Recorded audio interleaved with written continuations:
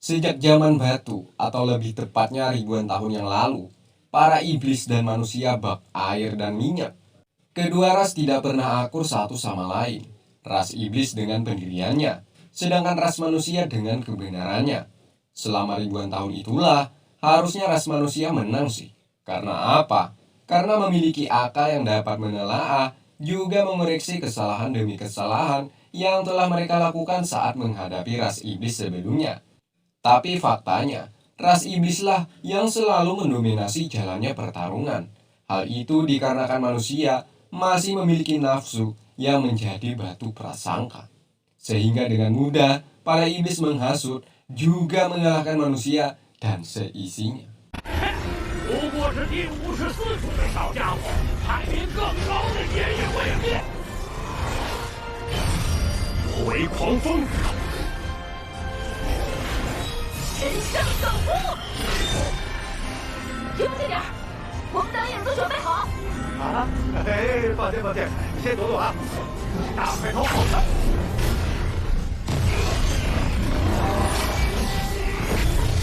小林子怎么回事？别我 Hari ini adalah tahun ke-6172. Ada satu kelompok yang mencoba melawan para kutu-kutu iblis. Ya, dia adalah Cheng Yu dan kawan-kawan. Sebelum lanjut, Mimin mau mengenalkan siapa-siapa saja nama yang ada di kelompok ini, coy. Cheng Yu yang Mimin sebutkan tadi, Sansoi, Len Chen, Rosei, dan Ren Wungguang. Saat itu mereka melawan beberapa iblis. Di sini kekuatan mereka cukuplah menakjubkan sebab mampu mengalahkan lawannya dengan mudah. 试试。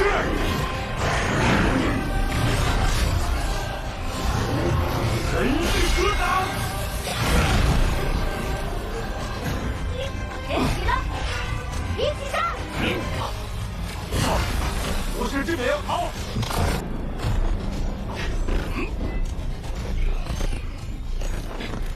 Namun itu hanyalah sekelompok koto iblis, coy.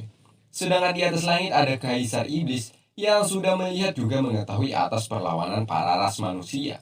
Namanya Kaisar Iblis Feng Shu. Saat itu kaisar hadir di tengah-tengah pertarungan mereka. Para manusia yang melihat kehadiran Feng Shu lantas saja membuat hasrat ingin menghabisi dan memberikan umat manusia dari jajahan para iblis. Sehingga satu persatu kelompok ini menyerang Feng Shu. 岂能染指魔神之物？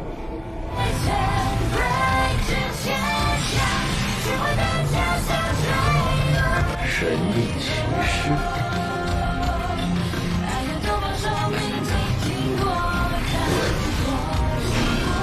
Namun sayang, kekuatan para manusia tak cukup untuk mengalahkan sang kaisar. Di mana kaisar dengan mudahnya menepis juga menyerang balik mereka. Percuma saja, meski 5 manusia ini sudah mengeluarkan seluruh kekuatannya, tetap tak ada artinya, coy. 这是魔族降临圣灵大会的第6172年。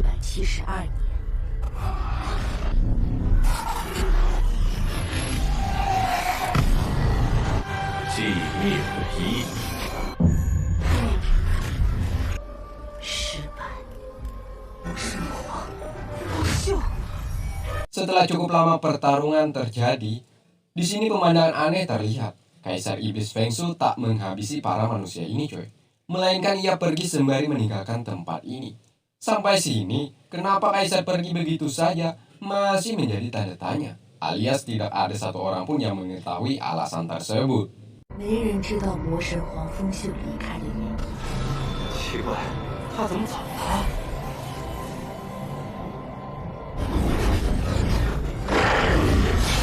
Tepat setelah pertarungan terjadi, istri dari Cheng Yu pergi meninggalkannya seorang diri.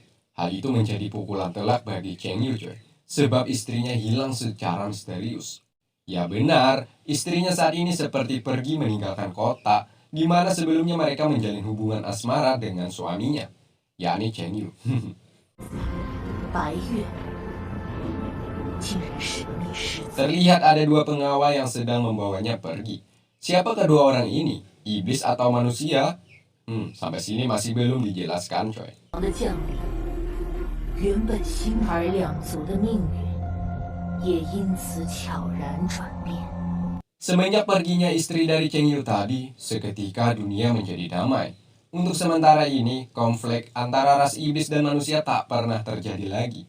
Dan film pun dimulai. Waktu terasa sangat cepat berlalu. Hari ini tepatnya 10 tahun setelah pertarungan iblis dan manusia tadi. Di sebuah akademi kesatria ada Balza. Balza adalah seorang guru yang rutinitasnya mengajari para murid akademi ini. Seperti kita lihat saat ini coy. Para murid di sini adalah angkatan yang kesekian kalinya yang ia ajarkan teknik bela diri. Balza menanyakan kepada mereka tujuan utama kenapa mereka ingin berlatih di sini.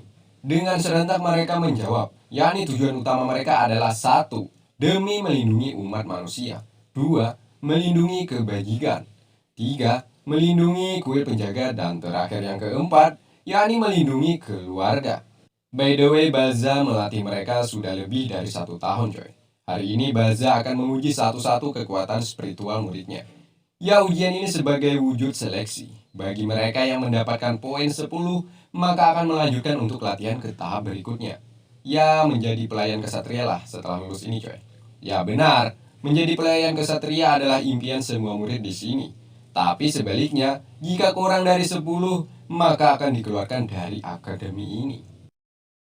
Pertama memulai ujian ini adalah Jiang Ho. By the way, Jiang Ho salah satu pelayan kesatria. Di sini ia memberikan sebuah contoh terhadap para murid yang akan mengikuti ujian. Dengan kekuatannya, ia pun menebas benda pengukur kekuatan spiritual.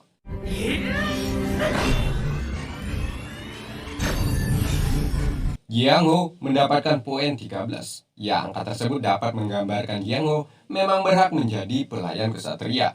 Kemudian diiringi para murid lainnya. Terlihat di sini lebih banyak yang tidak masuk kategori untuk lulus ke tahap berikutnya coy. Sangat terpaksa, mereka yang gagal akan dikeluarkan dari akademi ini. 灵力6点，不合格；灵力11点，合格。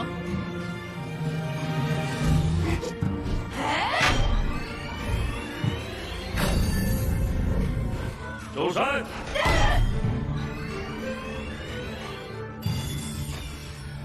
Dan terakhir ada Chen. Ya, Chen adalah MC di film ini. Dengan langkah ragu, ia mengarah ke hadapan benda pengukur kekuatan.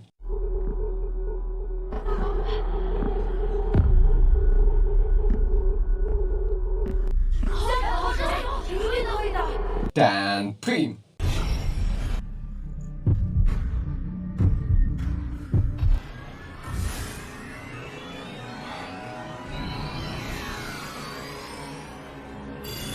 Poin Chen hanya 9 coy. Artinya, Chen tidak pantas berada di akademi ini.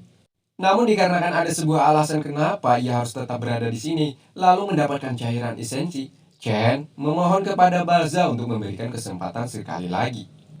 混账！ 现在给我一次机会吧，我一定能通过的。 Namun Balza menolak, sebab jika ia memberikan kesempatan satu kali lagi kepada Chen, rasanya sungguhlah tidak adil dengan murid lainnya. Chen, bagaimanapun ia harus mendapatkan cairan esensi coy. Sebab ada satu alasan tersendiri. Nah, alasan apa itu? Hayo, nanti di pertengahan film kalian akan mengetahuinya coy. Dimana di sini Chen bersujud kepada teman-temannya yang sebelumnya telah gagal, agar memberikannya kesempatan satu kali lagi untuk menguji kekuatan spiritualnya.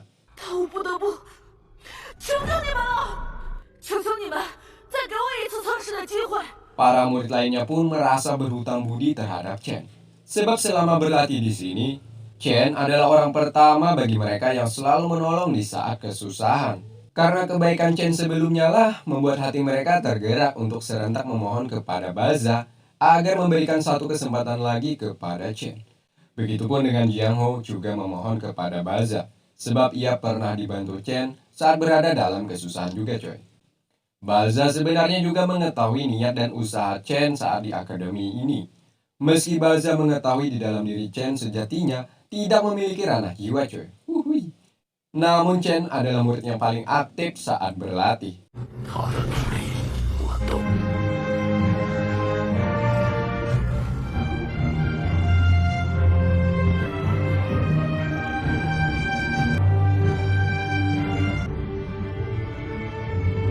Hal itu membuat hati Balza mulai terbuka. Ia pun memberikannya kesempatan untuk Chen. Tapi dengan satu syarat, jika ingin menguji kekuatan spiritual, Chen harus mengalahkan Jiang Ho. By the way, Jiang Ho adalah murid terbaik di akademi ini coy. Balza cukup yakin Chen tidak akan menang melawannya. Sebelum bertarung agar jalannya pertarungan tetap fair, Balza mengingatkan kepada Jiang Ho untuk mengeluarkan seluruh kemampuannya. Jika Jiang Ho curang atau garis besarnya mengalah, maka Jiang Ho lah yang akan dikeluarkan dari akademi ini. Hal itu membuat Jiang Ho harus mengeluarkan seluruh kekuatannya, di mana Chen dibuat kesusahan oleh Jiang Ho. Sebab dari segi kecepatan, Jiang Ho lebih baik dibandingkan Chen. 则是什么？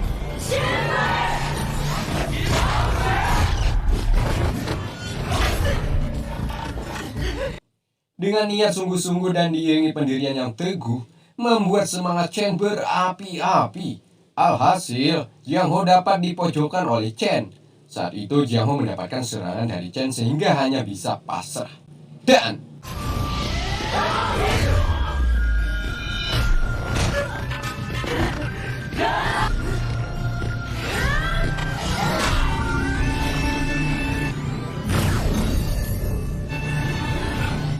saat itulah tingkat kekuatan Chen naik pesat yakni 11 poin. Balza pun mulai menyadari kekuatan anak ini meningkat drastis setelah melakukan pertarungan. Dengan itu juga Chen dinyatakan lulus ujian spiritual. Hal itu juga berlaku bagi para murid lainnya. Jika dapat mengalahkan Jiang Ho, maka akan mendapatkan satu kali kesempatan. Sementara tak jauh dari akademi ada gadis kecil yang seumuran dengan Chen. Ya, dia adalah putri dari kuil assassin. By the way, dia melarikan diri ke bumi sebab menurut cerita ia tak kuat menahan derita yang ia alami saat di kuil assassin tersebut coy. Setelah berada di bumi bukannya kebahagiaan yang ia dapat, melainkan sebuah ancaman kematian, di mana kelompok serigala berbulu domba sedang memburu dagingnya. Di sini sempat terjadi aksi saling kejar-kejaran dan adu jotos.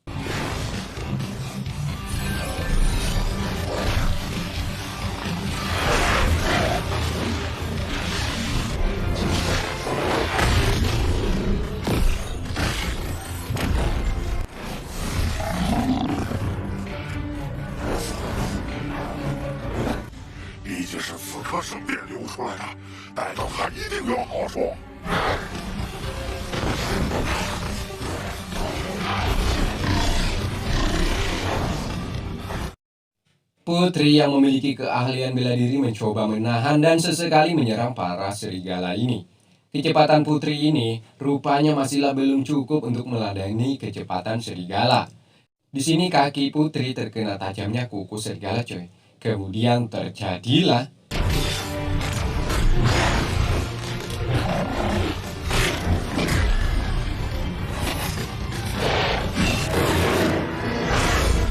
kembali ke akademi. Kala itu ada Chen yang sedikit merasakan kesedihan, di mana murid lainnya sedang diberikan ucapan selamat oleh orang tua masing-masing. Sementara Chen hanya bisa menyaksikan kebahagiaan anak lain dan orang tuanya. Tak lama kemudian Balza mendatangi Chen. Di sini sesuai janjinya, setiap murid yang lulus ujian akan mendapatkan cairan esensi. Kala itu Chen diberikan langsung oleh Balza. Balza berharap dengan benda itu agar Chen mengkonsumsi cairan tersebut setiap hari agar membantu kualitas bela diri semakin meningkat. Tanpa sepengetahuan Balza, alasan kenapa ia harus mendapatkan benda ini dikarenakan cairan tersebut nantinya akan diberikan Chen kepada ibunya yang sedang sakit-sakitan. Chen rela memupuskan harapannya menjadi ahli bela diri yang penting dapat menyembuhkan penyakit yang sudah lama diderita ibunya. Ini nih yang namanya anak berbakti kepada orang tua coy. Semoga penonton di sini semuanya memiliki sifat yang sama dengan Chen. Amin. Saat menuju pulang, Chen berpapasan dengan seorang lelaki yang belum diketahui namanya. Setelah Chen berpapasan dengannya, lelaki ini merasakan bahwa anak tersebut terasa sangat mirip sewaktu ia kecil dulu. Singkatnya ada Jiang Ho dan Chen pulang melewati hutan rimba. Di sini Jiang Ho yang sudah melihat kemampuan Chen meningkat drastis, ia yakin jika meminum cairan ini pasti akan menjadikan anak yang memiliki kemampuan di luar batas. Namun tanpa sepengetahuan Jiang Ho, di dalam dirinya masih berusaha untuk menyembuhkan penyakit ibunya. Sehingga ingatan dan kesedihan bersama ibunya pun teringat kembali di benaknya. 妈妈，来，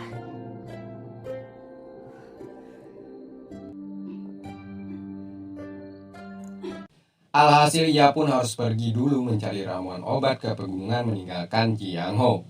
Di tengah pencarian ramuan, Chen tak sengaja melihat putri kuil assassin sedang terbaring lemah akibat serangan para serigala.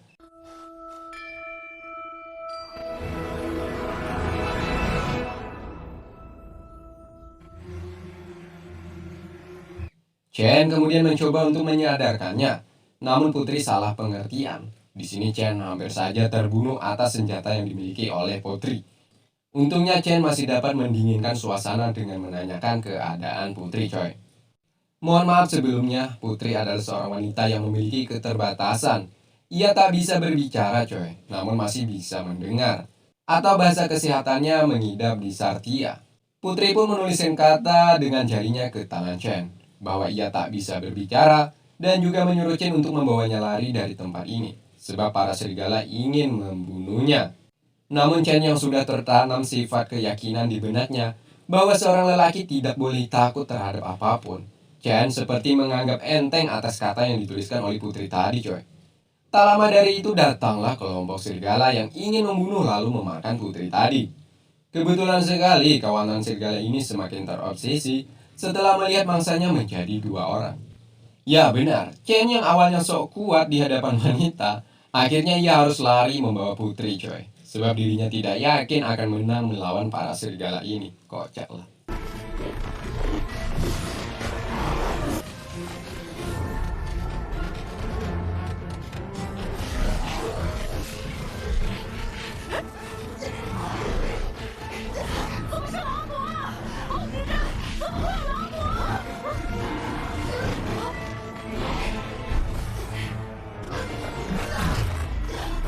Melihat situasi seperti ini, tidak ada jalan lain selain lawan.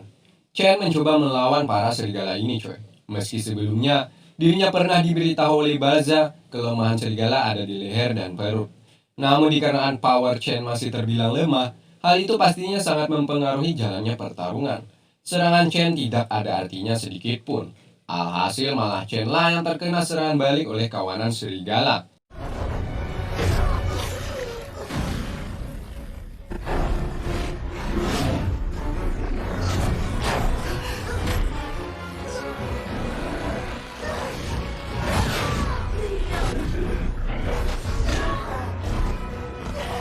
Putri kuil assassin yang melihat Chen terkapar, ia pun mencoba bangkit. Namun sayang, keadaannya yang lemah membuat keadaannya juga terancam.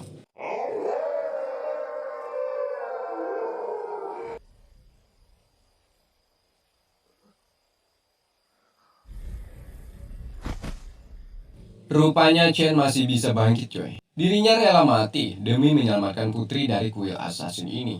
Hal itu tetap saja menjadi sia-sia, coy. Serigala ini mengamuk sejadi-jadinya, membuat ajal kematian Chen semakin dekat saja.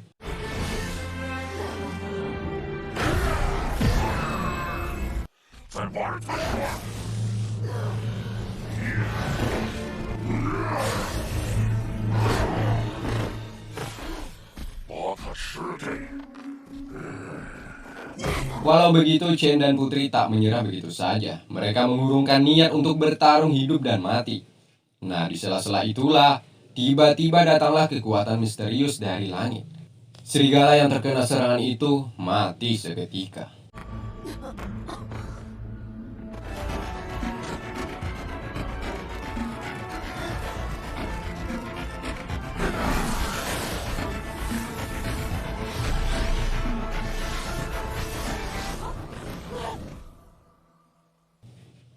Ya, dia adalah pengawal kuil assassin.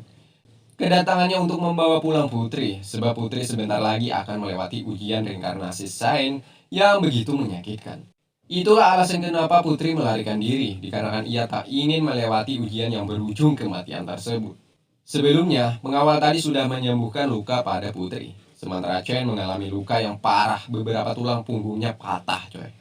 Putri yang melihat keadaan Chen seperti itu, ia pun merasa berhutang budi. Putri meminta pengawal untuk menyembuhkan luka pada Chen. Pengawal akan menyembuhkan asalkan Putri berjanji tidak lari lagi saat akan melewati ujian reinkarnasi. Tidak ada cara lain, hanya dengan inilah membalas kebaikan Chen terhadap dirinya. Akhirnya Putri pun menuruti permintaan pengawal tadi. Singkatnya, pengawal pun langsung mempraktekkan teknik penyembuhan terhadap Chen. Di sini bukan hanya saja kesembuhan yang didapati oleh Chen, coy, melainkan pembersihan jiwa juga mendapatkan kekuatan astral dari sang pengawal. Dengan itu maka sudah dipastikan Chen kelak akan menjadi pendekar yang sangat kuat luar biasa.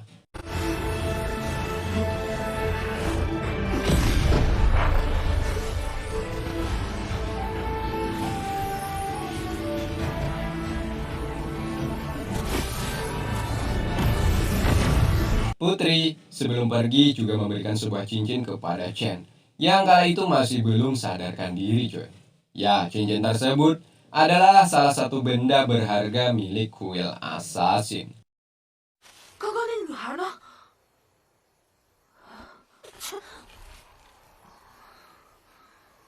Setelah cukup lama pingsan, Chen pun tersadar.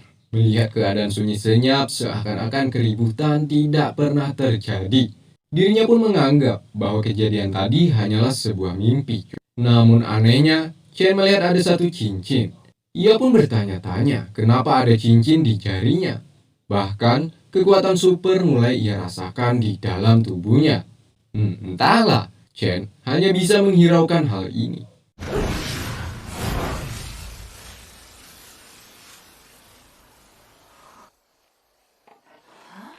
怎么变轻了？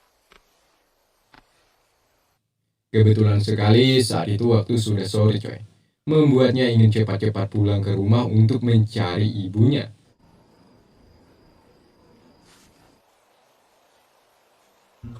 糟了，都这么晚了！自从魔族来到圣魔大陆后，就是成为一名骑士，带领人类抵御魔族，守护着最后的净土。为了人类的传承，人类强者组成6大圣殿。 Sesampai di rumah, Chen terkejut melihat sang ibu bekerja. Padahal penyakitnya belumlah sembuh total. By the way, pekerjaan ibunya Chen tukang laundry. Ibunya hanya memasang senyum manisnya, sembari menanyakan ujian yang dikerjakan oleh putranya di akademi. Seakan-akan tak terjadi apapun di dalam diri ibunya. Mereka berbincang banyak saat di sini. Chen juga mengabarkan bahwa dirinya telah menjadi bagian di akademi tempat ia belajar bela diri, yakni menjadi kesatria penjaga.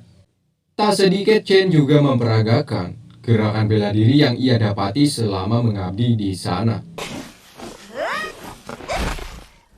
从今天起，我就是骑士侍从了。老板看， Di sini hal menyedihkan terjadi, di mana Chen berjanji akan menjadi pelindung ibunya, juga bekerja layaknya menjadi seorang bapak. Ya, kita tahu, sejak ia dilahirkan, Chen tidak pernah tahu siapa ayahnya. Hal itulah yang mendorongnya untuk menjadi seorang ayah yang bekerja demi meringankan beban ibunya. Malam harinya, tanpa sepengetahuan ibunya, Chen ketika menyiapkan makanan untuk ibunya, ia campuri dengan cairan esensi. Hal itu agar ibunya cepat sembuh. Meski pada dasarnya, cairan tersebut lebih bagus jika dikonsumsi Chen untuk meningkatkan lagi kualitas bela dirinya. 真皇的进攻，但骑士也因此受了重伤。 Di sini ibunya juga menceritakan tentang pertarungan kesatria melawan Raja Iblis. Perlu kalian ketahui, kesatria yang diceritakan ibunya tersebut tidak lain tidak bukan ialah ayahnya Chen sendiri. Ketika larut malam, Chen terbayang kembali dengan raut wajah putri kuil assassin. Apakah itu mimpi? Sampai sini Chen hanya bisa memasang tanda tanya. Dan juga apakah paman bertopeng sebelumnya itu orang jahat atau baik? Entahlah. 你还好吗？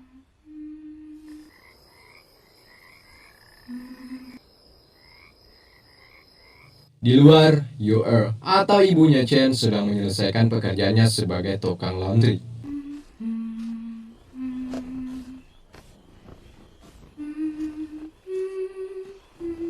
Nah, di kala itu terdengar langkah kaki. Yue mengira itu adalah pelanggannya yang ingin mengantar pakaian. Ternyata dia adalah Cheng Yu, suaminya. 星宇，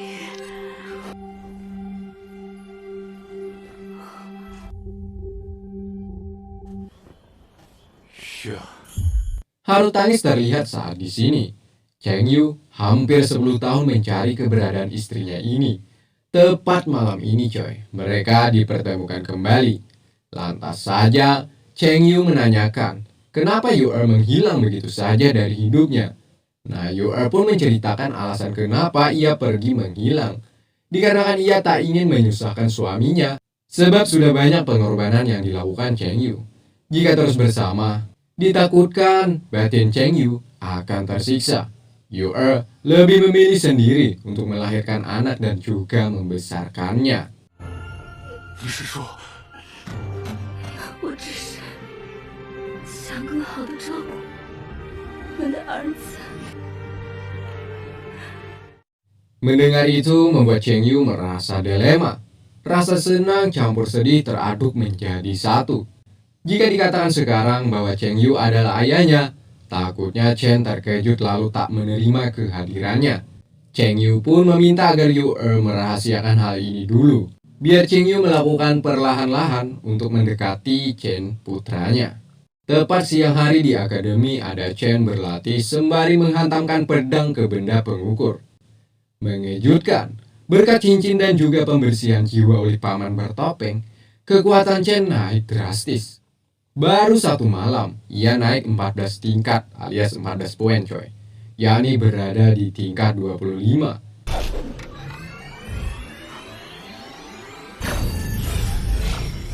Hal itu disaksikan langsung oleh Cheng Yu, ayahnya. Meski baru bertemu, Cheng Yu langsung menyebut nama Chen, tempat tinggal, dan nama ibunya. Hal itu membuat Chen terkejut. Kok bisa tahu secara detail identitasnya? 您没事吧？哦，您怎么？你母亲叫白月，你们家住在奥汀山，对吗？你叫龙浩辰，昨天刚刚晋升为骑士师从，小小年纪，灵力就有25。 Tak lama berselang datanglah Balza. Balza mengatakan bahwa pria di depannya ini adalah kesatria kota Hayu yang bernama Cheng Yu. Balza juga mengucapkan selamat kepada Chen. Karena dari sekian banyak murid di sini, Chen terpilih untuk menjadi murid pribadinya. 选中你作为特训弟子，是你的荣耀。未来3年，他就是你的老师。龙浩辰，这位星宇大人。 来自皓月城骑士分店。教官好。 Tanpa banyak basa-basi lagi, Cheng Yu meminta kepada Balza sebuah benda untuk upacara kebangkitan ilahi. Ya, Balza langsung memberikan sembari mengkhawatirkan keadaan Chen. Sebab dia masih muda dan belum memiliki kekuatan layak untuk diikutsertakan dalam upacara tersebut.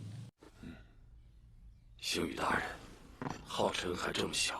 Dengan santuinya, Cheng Yu menjawab agar Balza tenang saja. Cheng Yu memiliki rencana khusus agar Chen bisa melakukan ujian tersebut. Dan Chen pun dibawa Cheng Yu ke puncak pegunungan. Menggunakan teknik terbangnya, membuat Chen sangat terkesima dengan kehebatan gurunya ini.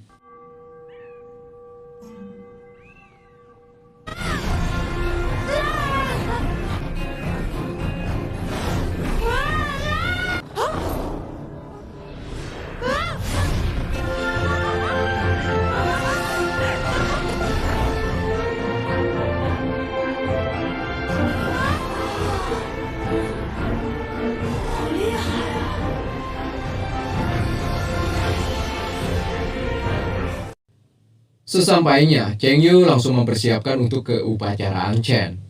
Di sini Chen sempat bertanya kepada gurunya, yakni tentang teknik yang digunakan oleh Cheng Yu sebelumnya, dan juga menanyakan tingkat kekuatannya. Bukannya menjawab, Cheng Yu malah menanyakan balik tentang berapa banyak tingkatan kesatria. Chen yang terbilang murid paling berbakti juga selalu menghormati kepada gurunya. Ia pun langsung menjawab bahwa tingkatan kesatria dibagi menjadi 9. Pertama, kesatria penjaga, bagi mereka yang memiliki poin 10. 2. Kesatria semu, bagi mereka yang memiliki poin kekuatan 100. 3. Kesatria sejati 300 poin. 4. Kesatria agung 500 poin. 5. Kesatria bumi 2000 poin. 6. Kesatria cahaya 6000 poin. 7. Kesatria kuil 10.000 poin. 8. Kesatria sain 30.000 poin. Dan terakhir, yakni ke-9 Kesatria Ilahi 100.000 poin. 一阶骑士侍从，灵力10点；二阶准骑士，灵力100点；三阶骑士，灵力200点；四阶大骑士，灵力500点；五阶大地骑士，天空骑士，灵力2000点；六阶辉耀骑士，灵力4000点；七阶圣殿骑士，灵力10000点；八阶圣骑士，灵力30000点；九阶神圣骑士，灵力100000点。 Ya, bagi kesatria yang ingin naik ke tingkatan berikutnya, harus melewati upacara kebangkitan ilahi. Seperti putri assassin yang bertemu dengan Chen sebelumnya. Kemungkinan besar dia masih berada di kesatria kuil. Dan sebentar lagi menjadi kesatria sain. Benda yang ada di hadapan mereka itu adalah sebuah benda paling penting dalam upacara kebangkitan ilahi. Di mana benda tersebut bekerja menggenjot juga membersihkan jiwa yang tersembunyi di dalam tubuh. Maka dengan itu kekuatan seseorang akan diketahui secara pasti. Namun jika tubuh tak kuat menerima tekanan dari benda tersebut, sebagai ganjarannya adalah kematian. Terlihat di wajah Chen tidak ada rasa takut sedikit pun. Sebab ia yakin, alasan kenapa Cheng Yu mengangkatnya sebagai murid privat, pasti dirinya dianggap sesuai kriterianya. Namun di sisi lain Cheng Yu akan menjaga putranya coy. Agar sesuatu yang tak diinginkan tak terjadi. 无论高低，我都会教你。但神圣觉醒的过程，与骑士精神息息相关。您是不是就不收我做您的弟子了？觉醒后的数值越高，修炼就会越有成效。 Dan upacara pun dimulai. Pertama, pembersihan jiwa. Menurut cerita, proses ini sangatlah menyakitkan. Banyak orang yang menyerah saat di sini. Tapi lihatlah, Chen tidak merasakan apapun. Sebab di dalam tubuhnya 12 meridihnya tersusun rapi. Yaitu dikarenakan pemberian oleh paman bertopeng sebelumnya. Sehingga Chen tidak mengalami kendala saat di sini. 体内已无杂质，他的12正气竟被人疏离过。星宇老师，我好像没有痛的感觉。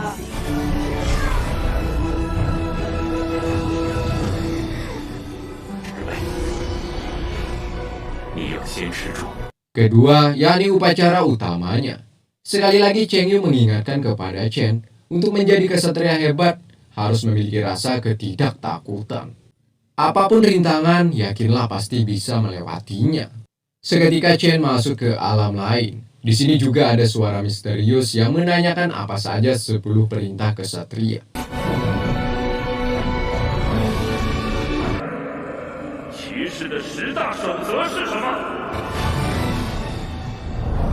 By the way, ini adalah pelajaran dasar saat di akademi. Tanpa ada keraguan, Chen menjawab. Rendah hati, kejujuran, belas kasihan, keberanian. Saat disitulah ada beberapa kristal yang awalnya padam jadi menyala.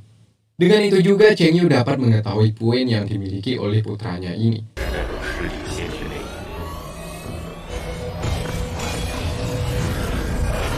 Kesetaraan, pengorbanan. Ya, di saat mengucapkan pengorbanan, ada benda yang jatuh dari langit.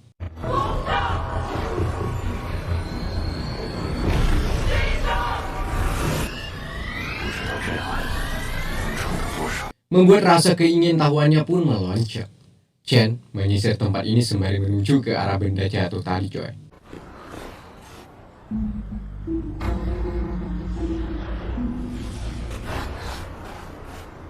Ya, benda itu adalah satu pedang, di mana suara juga keluar untuk memerintahkan Chen mencabutnya.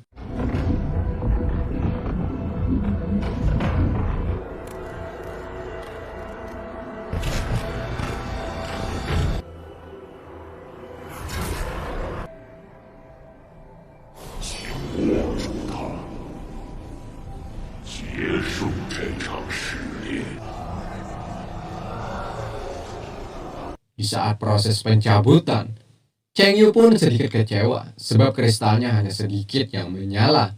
Di dalam benaknya pun bertanya-tanya, segini doang ya kekuatan putraku. 还是没有上升。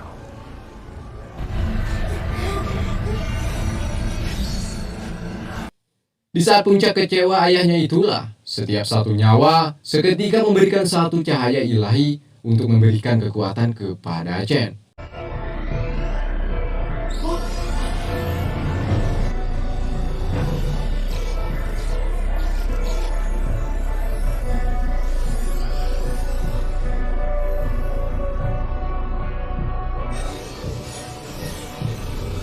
Ya, kurang lebih ribuan cahaya ilahi yang masuk ke dalam tubuhnya, coy.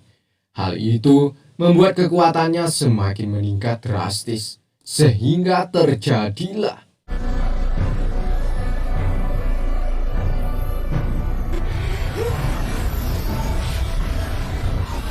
精灵都被他吸收了。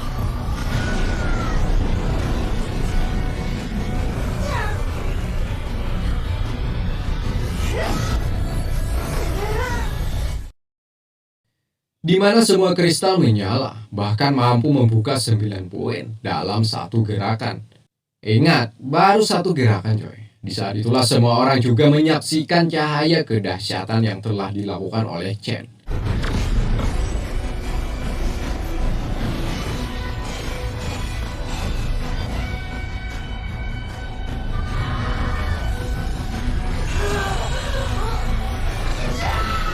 Begitupun di planet lain ada Beimeng yang melihat langsung cahaya tersebut. Inikah tanda-tanda Chen menjadi kesatria yang paling ditakuti oleh kaum iblis coy? Bisa jadi saja ya. Lanjut. Ketika Chen dapat mencabut pedang tersebut, keluarlah wujud hitam menyeramkan. Dialah yang bersuara sebelumnya. Di sini wujud hitam tersebut memberkati Chen sebab dia adalah manusia yang terpilih. Bahwa kelak Chen akan menjadi pemimpin di era baru kebangkitan manusia. Mantap kali. 我将赐福你的命，引领人类迈向新。 Namun sebelumnya, wujud hitam tersebut menanyakan, apakah Chen takut jika kelak halang rintangan datang silih berganti ke kehidupannya? Chen pun menjawab penuh dengan keyakinan bahwa di dalam dirinya tidak ada rasa takut sedikit pun. Dengan itu, wujud hitam sudah yakin bahwa Chen lah orang yang benar-benar ia pilih menjadi the next pemimpin umat manusia. Tak lama berselang, terjadilah.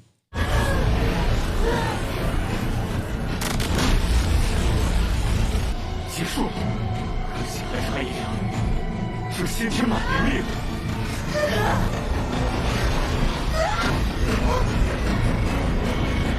Tepat di pelukan ayahnya, di mata Chen memancarkan cahaya ilahi.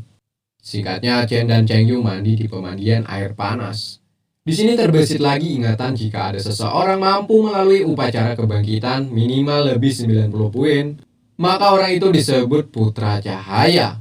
Hal itu jatuh kepada Chen putranya sendiri, yakni mampu membangkitkan 97 poin. 光明之神，这就是你让我等待10年的意义。其实圣殿历史上还从未有过光明之子。 Di sini Chen pun menanyakan berapa poin yang ia dapati saat upacara tadi. Cheng Yu hanya diam tak menjawab. Takutnya jika dikatakan akan membuat Chen ria sehingga sedikit malas untuk latihan. Alhasil, Cheng Yu hanya bisa mengatakan, tak perlu disebutkan berapa poin, intinya latihan, latihan, dan latihan.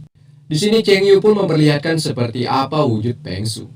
Ya, Kaisar Iblis juga musuh bebuyutan Cheng Yu coy. Sampai saat ini Peng Su belumlah terkalahkan. Mulai saat ini Cheng Yu bersumpah akan melatih Chen untuk menjadi kesatria terhebat, lalu mengalahkan Kaisar Iblis bersama-sama. Sedangkan di kuil Assassin ada Putri. Putri terbayang lagi kenangan bersama Chen. 彩儿，下一轮的试炼即将开始。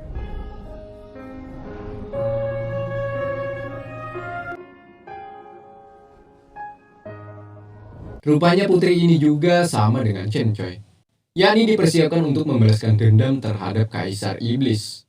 Untuk asal-usul putri ini sampai sini masih belum dijelaskan. Oke, lanjut.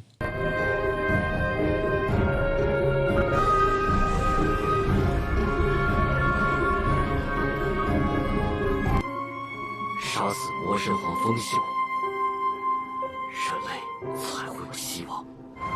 但只有你成为轮回圣女， Singkat cerita, Chen mendapatkan latihan khusus oleh Cheng Yu, di mana ia dikurung ke dalam bawah tanah. Di sini ia disuruh untuk mengalahkan binatang iblis tingkat rendah. Selain itu, Chen juga mendapatkan latihan keras yang membuat tubuhnya benjol-benjol. Hal itu sudah cukup menggambarkan bahwa Cheng Yu benar-benar mendidik putranya dengan serius. 攻击方式是利齿撕咬，读书学习。你在温泉里疗伤，但你还有听觉、嗅觉。 Setiap hari selalu dilakukan latihan yang sama agar kelak Chen menjadi kesatria terhebat yang pernah ada di muka bumi ini. Ditambah lagi satu, bakat juga keberuntungan yang dimiliki Chen cukup terbilang sangat bagus. 你的身体才能经得起钢铁般的锻造。力量 Nah, saat latihan memanjat tebing, tiba-tiba tangannya tak kuat menahan cengkraman, lalu terjatuh. Tak jauh setelah Chen jatuh, dengan sekejap Cheng Yu menangkap tangannya.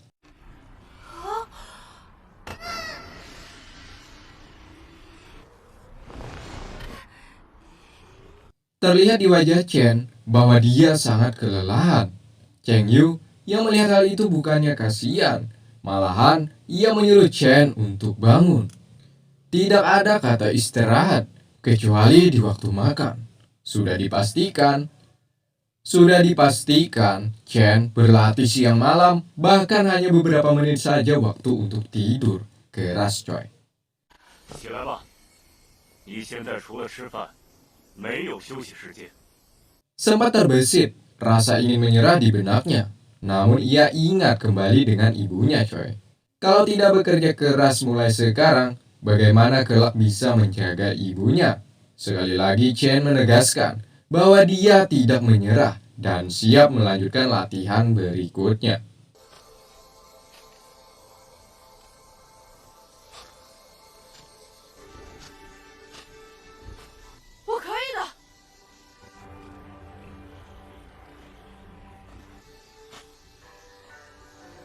Singkatnya Chen diberi waktu untuk makan siang. Ya, setelah ini rencananya akan melanjutkan latihannya lagi coy. Di mana hidangan yang super enak terlihat saat di sini. Chen yang sebelumnya tidak pernah melihat apalagi merasakan makanan tersebut, lantas saja ia langsung bersujud kepada Cheng Yu.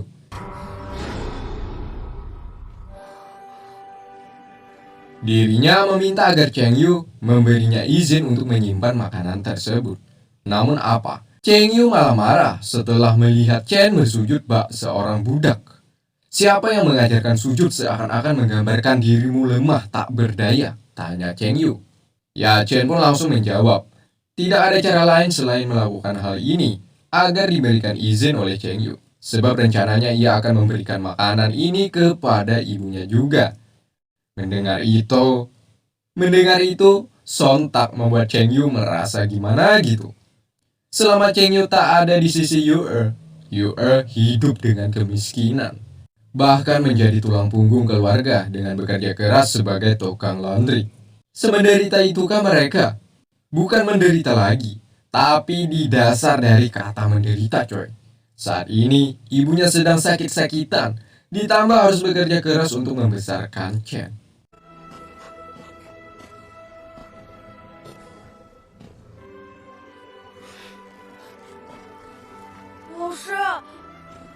Cheng Yu tak kuat lagi mendengar cerita tentang istrinya tadi. Ia pun keluar sembari mengingat awal mula pertemuan hingga pernikahan mereka.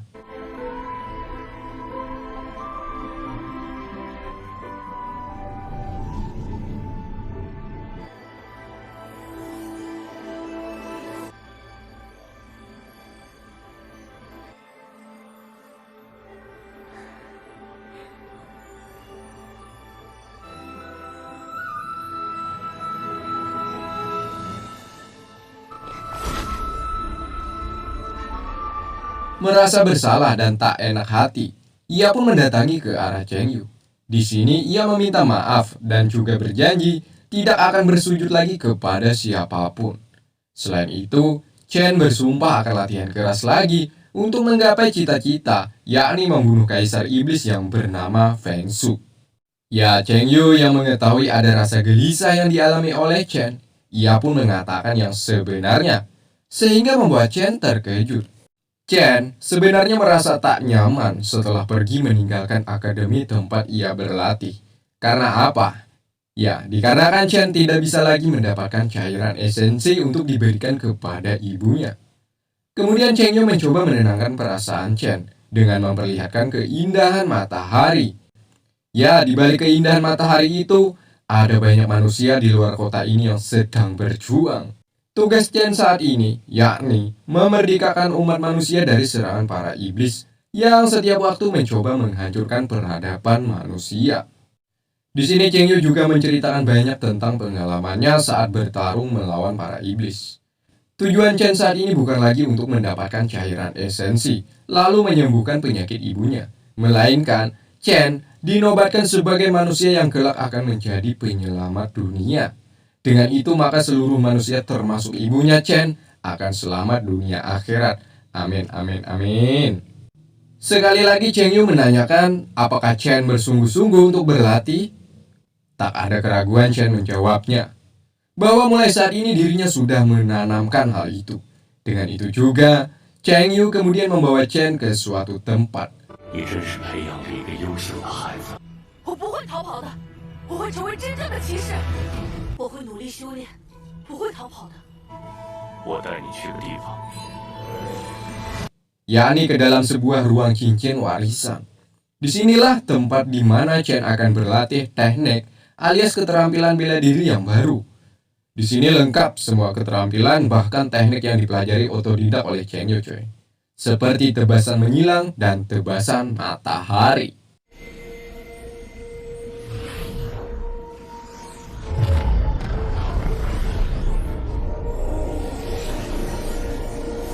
这是传承之戒里面的传承空间。秘技和自创技能，所谓秘技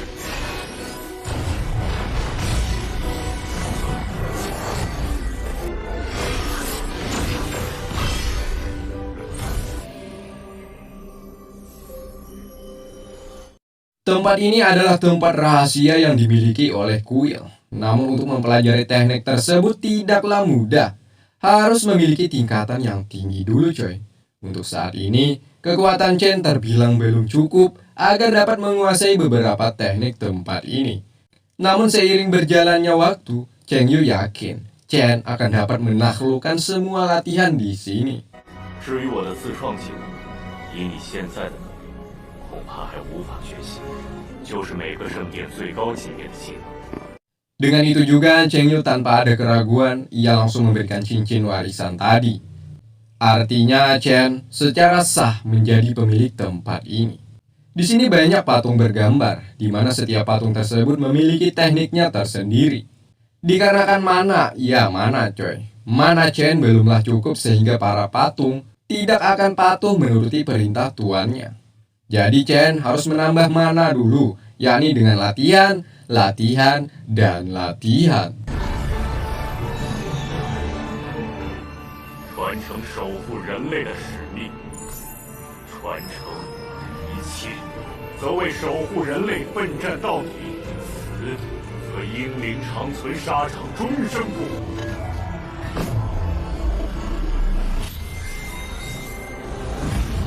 用你的灵力去激活卡牌，试着将手放上去，沉心静气。 Di sini Cheng Yu sedikit memberikan sebuah tantangan, yakni latihan pedang putih sejati. 你试试，看好了，这个叫做纯白之刃。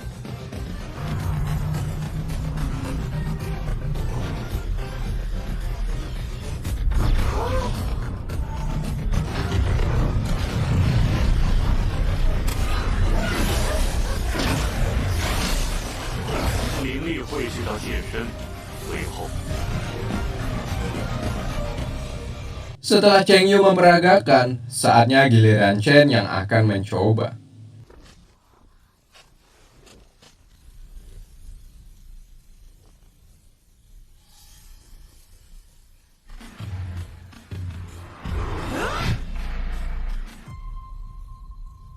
Gagal.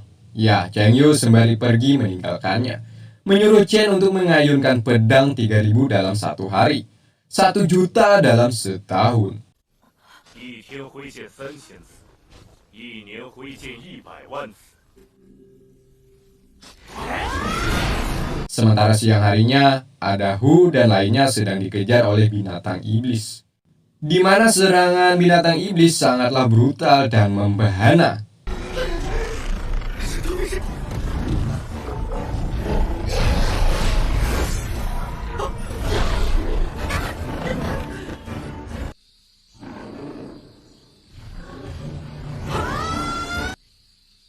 Sedangkan tak jauh ada Chen yang kala itu mendengar suara senior Ho sedang berteriak. Sontak saja langkah kakinya langsung mengarah ke sumber suara tadi. Ya, dikala Hu berada di ujung kematian, secepat kilat Chen datang mencoba menyerang binatang iblis ini.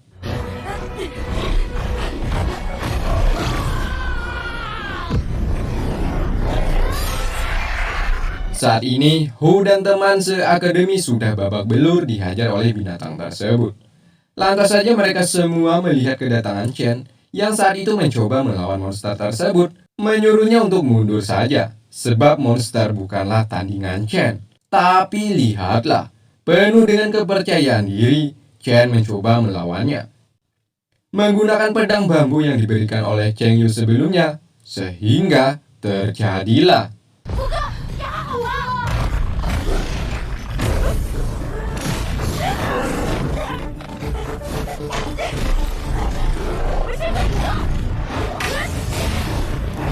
saat di gerakan pertama, Chen cukup kagum dengan kemampuannya saat ini, di mana ia mampu menahan serangan monster iblis tersebut.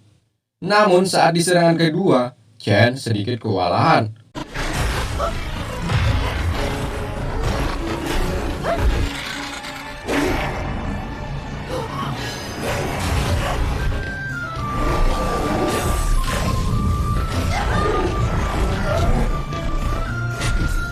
Untungnya ia ingat perkataan Cheng Yu, di mana binatang iblis kadal ini kelemahannya ada di perut.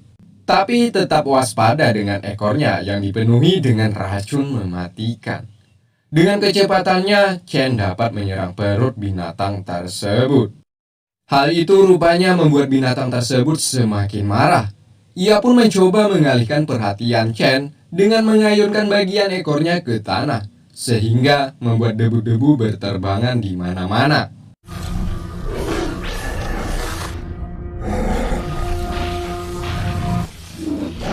Dengan konsentrasi tinggi, Chen mencoba menebak kemana arah binatang tersebut menyerang.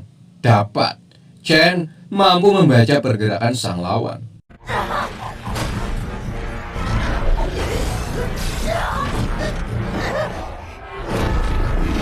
Dikarenakan kecepatan binatang tersebut sangatlah wow gitu, membuat Chen harus terpental ke tanah. Kini nyawanya berada di ujung tanduk, coy.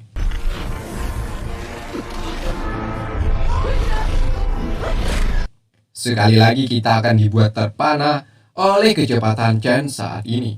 Di waktu bersamaan, pedang Chen juga ekor binatang tersebut sama-sama menyerang satu sama lain. Sehingga terjadilah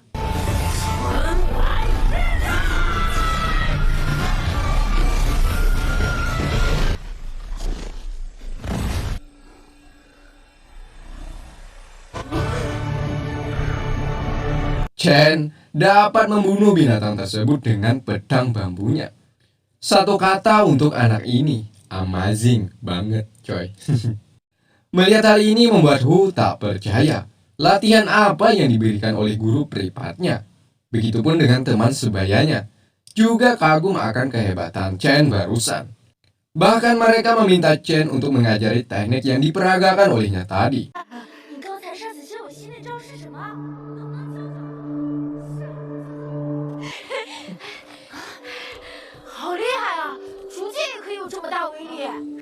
Nah, di sisi lain, Hu rupanya merasa cemburu dengan apa yang dimiliki oleh Chen saat ini, coy. Hanya dalam kurun sebentar, Chen sudah berada beberapa kali lipat di atasnya. Hal itu pun juga dirasakan langsung oleh Chen setelah melihat perilaku Hu berubah drastis. Alias tak seperti biasanya. Ya sudahlah, mau gimana lagi ya kan? 哥今天怎么了？今天要不要去我家？我们好久没见了。不用了。好了，我们该回去了，不然巴尔扎教会该担心我们了。 Tak lama kemudian datanglah kakak beradik. Yang kakak Bofang dan yang adik Buding.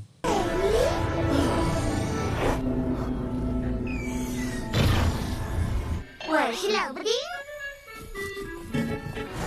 我是冷不防。 Kedatangan mereka ingin membeli binatang monster yang dibunuh oleh Chen tadi, coy. Di sini Bofang bernegosiasi sedikit, ya katakan saja sedikit curang.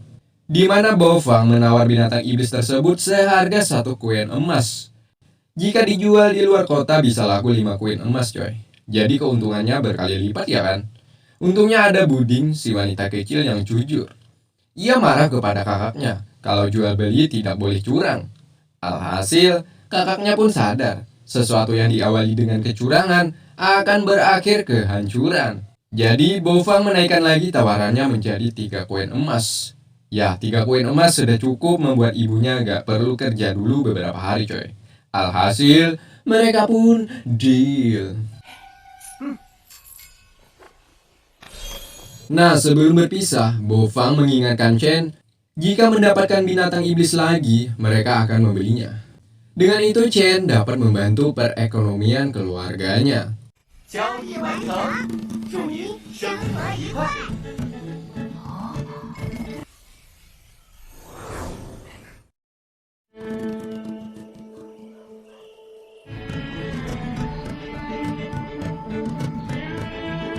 Singkat cerita, Chen pun pulang ke rumah menemui ibunya. Ya, ibunya merasakan di dalam diri putranya ini mengalami kenaikan kekuatan secara pesat. Begitupun dengan Yue, dirinya mulai agak lebih mendingan dari sebelumnya. Terlihat dari wajahnya, tidak ada lagi menggambarkan bahwa dirinya sedang sakit. 是吗？你也好像变壮了，妈妈快抱不动你了。妈妈，最近你身体好像越来…… Saat di dalam rumah, Yue sangatlah bahagia setelah membaca surat dari suaminya, di mana surat tersebut dikirimkan melalui Chen, coy. Chen pun menanyakan kenapa ibunya senyum-senyum membaca surat dari Chen Yu. Yue pun mengatakan bahwa surat tadi berisikan cerita saat Chen latihan.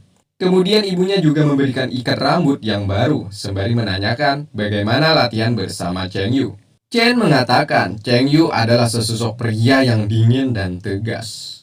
一年100万次，他又总是冷冰冰的。 Ibunya yang mendengar hanya bisa memasang wajah centilnya.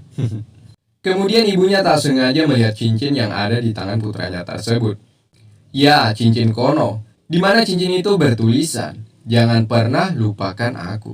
Lantas saja membuat Yue atau ibunya ini menanyakan, apakah cincin tersebut pemberian seorang wanita? Huhui, Chen hanya bisa memasang wajah malunya karena terciduk akan hal itu. Sementara di lain tempat, yakni di kuil assassin, ada putri. By the way, namanya adalah Cha-er. Ingat coy, Cha-er. Saat ini dirinya akan melewati upacara kenaikan level. By the way, ini adalah ujian yang keempat selama hidupnya. Di sini, sebelum melakukan, Cha-er sempat diingatkan, setiap melewati upacara, ia harus siap kehilangan inderanya. Di mana ia sudah kehilangan suara, coy. Kini di ujian keempat akan kehilangan penglihatannya. Jadi mau tidak mau, Cha-er harus menuruti takdir. Di mana sebelum melakukan ujian, dirinya terbayang kembali wajah Chen. Nah, kemudian tak lama dari itu, ujian pun dimulai.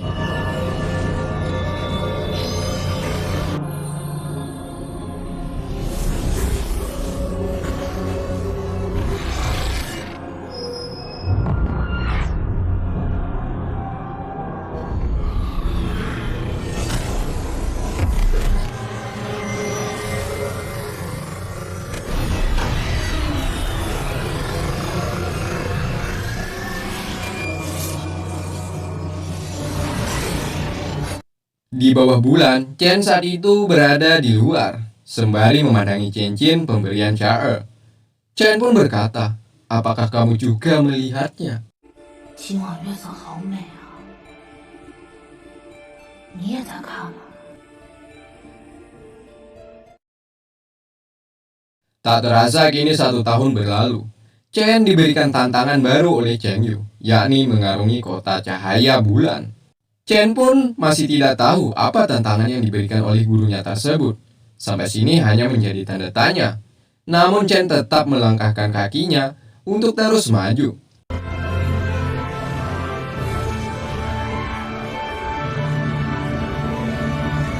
接下来，我要给你新的挑战。 Setelah beberapa langkah, ia melihat kuil Ksatria yang ada di kota cahaya bulan. Ada apa dan bagaimana keadaan di sini? Entahlah, jadi menarik untuk kita tunggu.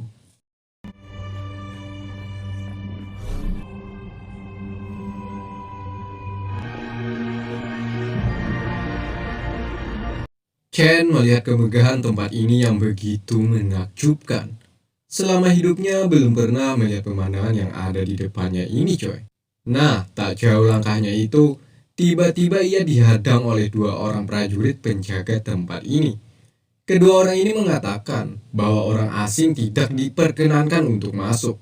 Apalagi Chen yang terbilang masih kecil. 闪电重地，闲人勿进。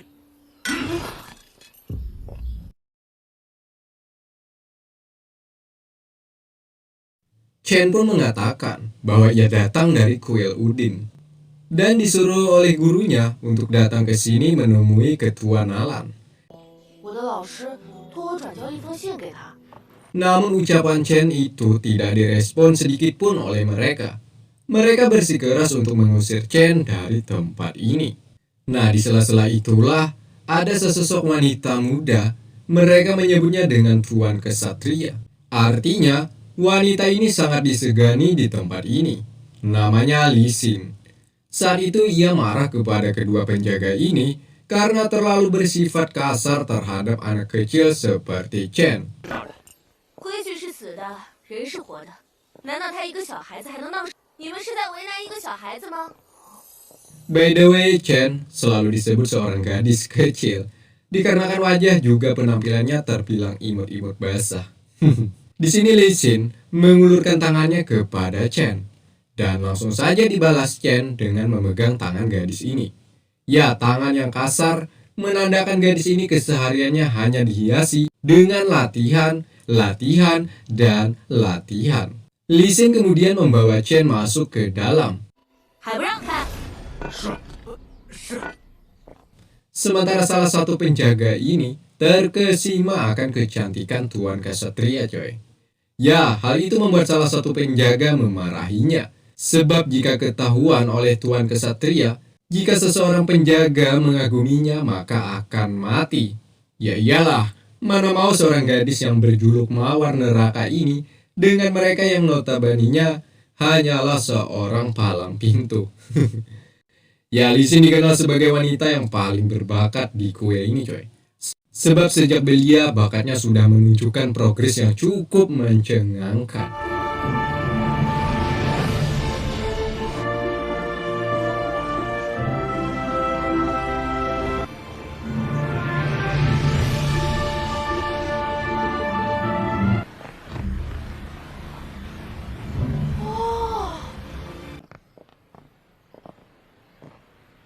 Chen juga melihat sebuah tahta segel yang melambangkan kemuliaan tertinggi kuil Ksatria. Artefak yang hanya dimiliki oleh Ksatria yang memiliki tingkat segel ilahi.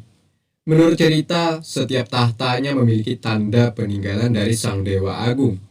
Dan ini adalah salah satu senjata terkuat di sini. Hanya orang yang memiliki tingkat ke-9 lah atau Ksatria segel ilahi yang dapat memilikinya. Dan juga setiap senjata diciptakan untuk membunuh para iblis. Ya, itulah tujuan awal para ksatria, yakni membunuh iblis, agar dapat mendamaikan peradaban manusia.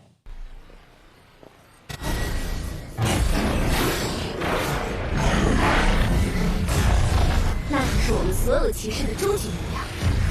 那神印骑士一定很厉害吧？当然啦，每一位神印骑士就会被称为神印骑士大人，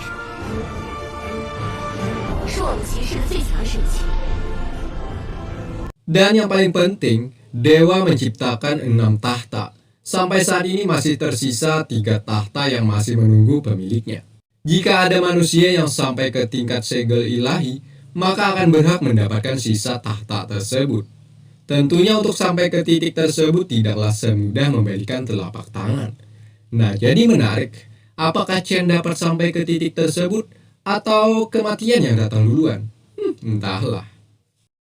Kemudian di sini Chen menanyakan kepada Lusin atas alasan kenapa para penjaga tadi menyebut dengan Tuan Kesatria.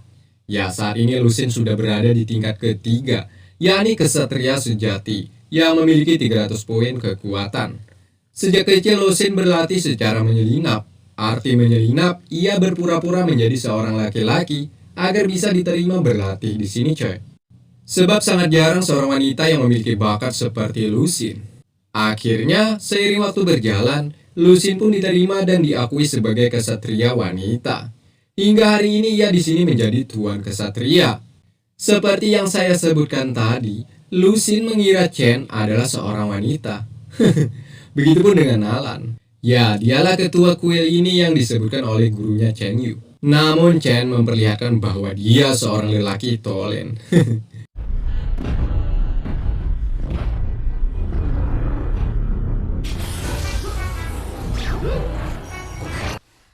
奈叔叔，这是我刚认的。我不是小姑娘。这小姑娘是谁呀？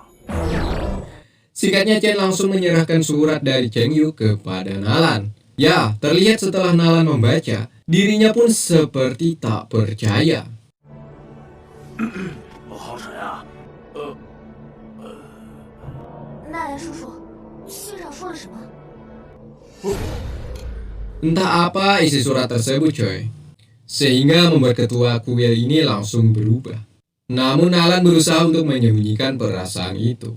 Nalan pun mengatakan tentang isi surat tersebut, yakni memberikan 3 tugas terhadap Chen. Ya, selain tugas, sepertinya masih ada rahasia di dalam surat tersebut. Tugas pertama, Chen akan mendapatkan ujian calon kesatria di kuil ini. 第一个任务是参加准骑士考核。 Lusin yang mendengar itu terkejut. Kan Chen masih kecil, kenapa harus diikutsertakan dalam ujian calon kesatria ini? Lusin, jangan remehkan Chen dulu ya. Berucaplah setelah selesai ujian nanti.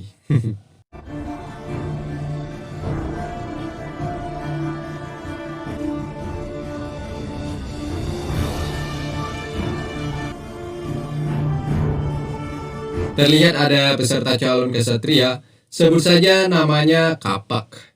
Tubuh yang besar menandakan dirinya kuat. Di sini, agar dapat lulus ujian minimal dapat 100 poin. Tapi lihatlah, tubuh yang besar tidak menjadi tolak ukur bahwa orang itu kuat atau tidaknya, coy. Kapak dinyatakan tidak lulus. 好在这一次，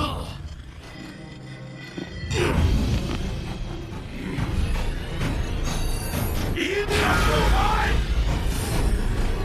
灵力87点。 Hal itu tentunya membuat dia marah.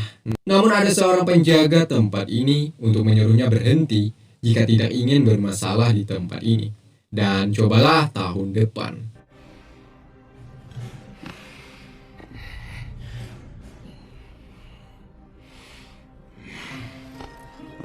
圣地内部的放肆，考核失败，下个月再来。 Saatnya giliran Chen. Di sini Chen saat berpapasan dengan Kapak. Kapak malah marah-marah. Untungnya Chen tidak terpancing akan hal itu.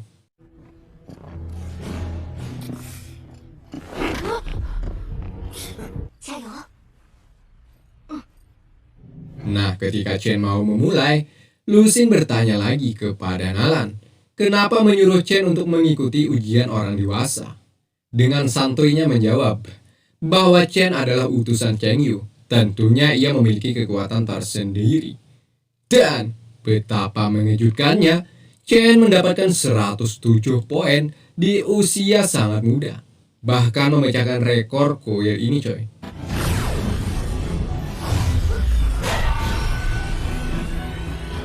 这么小的家伙，竟然就107点。 Ya, sebelumnya tidak ada anak kecil yang memiliki tingkat poin setingginya. Bahkan, Lusin yang bertitel Tuan Kesatria saja mampu ia lampaui. Dengan ini Chen menjadi peringkat pertama dengan menggeser posisi Lusin waktu ujian calon kesatria. 今天居然被一个小孩子给超过了。我管你！ 从我当年刷新纪录后，稳坐了这么多年第一，没想到。 是记录皓月分店最强准骑士之名的榜单，突破。天才榜第一。 Rupanya kapak ini lama-lama bikin jengkel aja coy. Ia menganggap Chen melakukan kecurangan. Dari segi pegelangan tangan saja tidak ada menggambarkan kekuatan di diri Chen. Kok bisa-bisanya dia lebih kuat dibandingkan kapak? Kapak pun sempat marah. Namun ada ketua Nalan dengan tekniknya tanpa menyentuh mampu membuat kapak terpontang-panting. 滚出骑士殿！ 怎么样，不服啊？ 这事儿没完！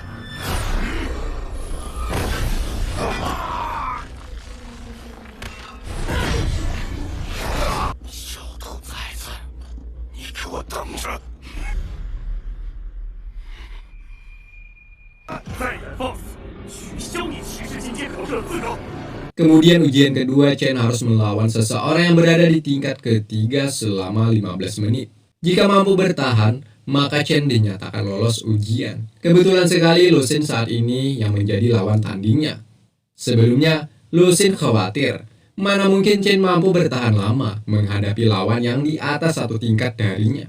Dengan keyakinannya, Nalan langsung menyuruh Lusin dan Chen bertarung. Alhasil pertarungan pun dimulai. Ya, Nalan terkejut setelah melihat kemampuan Chen mengeluarkan teknik pedang putih sejati.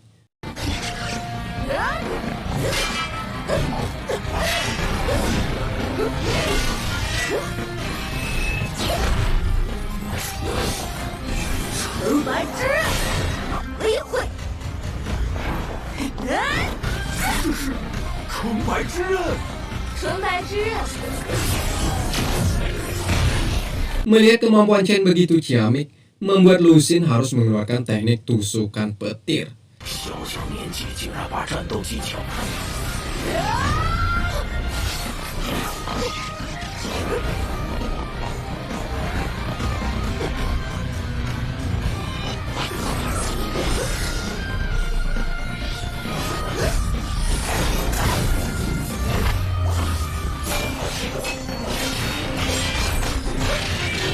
看好了，这招叫闪电丝，还不错。 星儿这丫头越来越认真了。 Dengan mudahnya, Chen mampu menghindari setiap serangannya.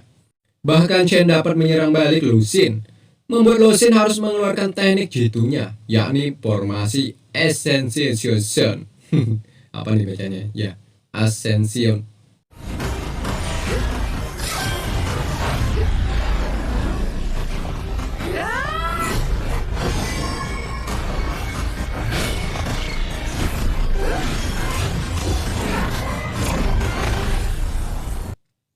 Lagi-lagi hal mengejutkan terjadi, di mana serangan tersebut mampu ditangkis oleh Chen menggunakan teknik tangkisan ilahi, yaitu berkat Cheng Yu yang sebelumnya memberikan latihan spiritual terhadap putranya yang bernama Chen. By the way, yang dapat melakukan teknik tersebut hanya orang yang memiliki kemampuan atau yang berada di tingkat ke-6. Tapi nyatanya, Chen dapat menggunakan teknik tersebut. Tentunya membuat Nalan terkesima, tersipu malu akan kemampuannya. Dengan itu juga Nalan tanpa keraguan memberikan kuasi kesatria atau lambang unik dari kuil bulan ini coy. Artinya Chen telah lulus ujian kedua. Nah, untuk ujian ketiga sepertinya Chen harus meminta bantuan Lusin agar dapat melewatinya. Ya, tugas ketiga di serikat petualangan kota bulan. Kebetulan sekali Chen bertemu dengan kapak. Ya, di sini Kapak ingin memberikan pelajaran kepada anak kecil yang bernama Chen. Bahkan dia mencemooh menyebut Chen lulus ujian menggunakan orang dalam. Lusin sempat terpancing, sebab itu sebuah penghinaan bagi adik kecilnya ini. Namun Chen mencoba menenangkan Lusin agar tidak terpancing. 再乱叫舌根，信不信我？就是到处求爹爹告奶奶，给求来的。要不是家里花了点烂钱。 Nah, ketika Chen ingin memperlihatkan lencana kuasi kepada penjaga tempat ini, sebab jika ingin masuk ke dalam petualangan harus memperlihatkan lencana kuasi. Malah direbut oleh bawahan Kapak. Setelahnya Kapak mendapatkan benda tersebut, coy. Ia pun berucap sekali lagi. Apakah kau tidak malu memiliki lencana ini dengan cara curang? Beberapa kali Chen meminta Kapak untuk mengembalikan lencana tersebut. Tapi Kapak tak menuruti permintaan Chen. 请把徽章还给我！请把徽章还给我！ Bahkan Kapak mengatakan yang membuat Chen tak bisa lagi mengontrol amarahnya, yakni dengan menghina ibunya Chen, sehingga Chen menentang Kapak untuk bertarung hidup dan mati. 以骑士圣殿准骑士的身份向你发出挑战，不死不休！阁下侮辱我母亲。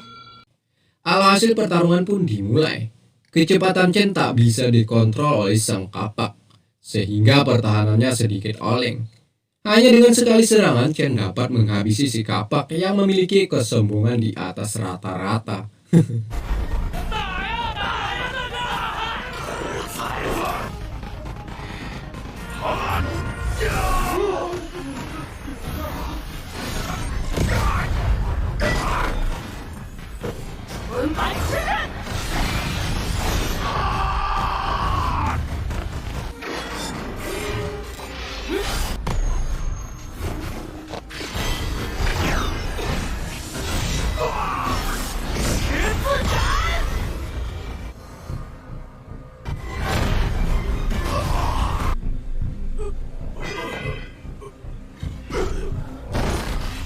Melihat bosnya kalah, dua orang bawahannya pun mencoba untuk menyerang Chen. Sehingga terjadilah.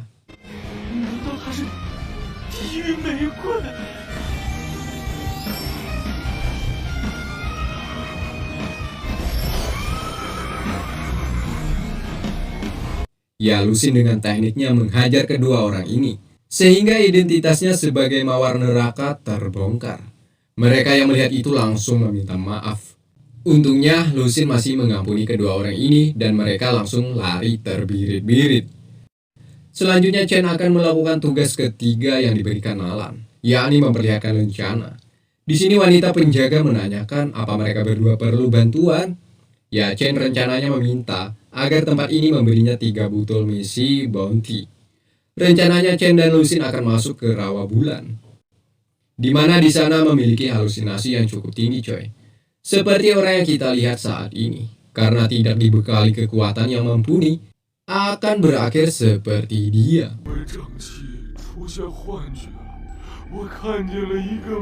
Untuk menghindari semacam halusinasi tersebut, mereka membutuhkan pil yang bernama miasma. Pil tersebut hanya didapati kepada Grandmaster yang bernama Lin. Kebetulan sekali di sini ada Lin. Sepertinya Lin mengalami sedikit problem akibat mawar. Ya, mawar nama peliharaan atau sahabat Lusin ini, coy. Hal itu rupanya masih berlanjut terhadap Lusin. 你这发型不是好好的吗？是不是想敲诈啊？你们知道小爷平时保养头发要花多少钱吗？你们赔给我！ Untungnya Chen mampu menenangkan sembari menanyakan, apakah pil miasma masih ada? Chen rencananya akan membeli 2 pil tersebut, coy. Grandmaster Lin yang dikenal pandai dalam hal meramu obat, ia mematok harga sebesar 3 koin emas. Tanpa ada keraguan sedikit pun, Chen pun langsung membelinya. 小兄弟，你和我真有缘，2瓶胀气丸就收你3个金币吧。 Di perjalanan Chen menanyakan apakah dia bisa juga memiliki tunggangan seperti mawar ini. sebab ia sangat wah dengan kehebatan Mawar. Mantap.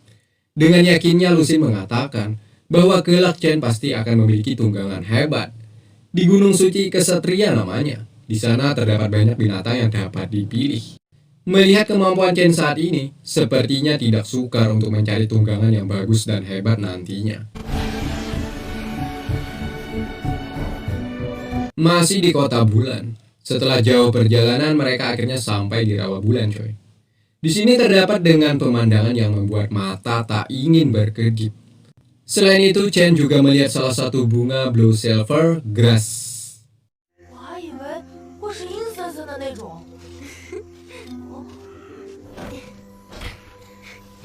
Mereka kesini bukan tanpa tujuan. Mereka mencari Zhang-Lei, coy. Apa itu Zhang-Lei? Entahlah, Mimin pun nggak tahu juga. Genjot. 我的心愿月，好漂亮啊！张丽居然生活在这种美丽的地方吗？ Di sini, menurut Lusin tempat ini dihuni oleh binatang monster. Setelah beberapa langkah, Lusin hampir saja terkena ilusi tempat ini. Di mana Chen juga mengetahui akan hal itu. Sehingga ia menyuruh Lusin untuk beristirahat sejenak. Namun Lusin menghiraukannya dan mereka meneruskan perjalanan ini.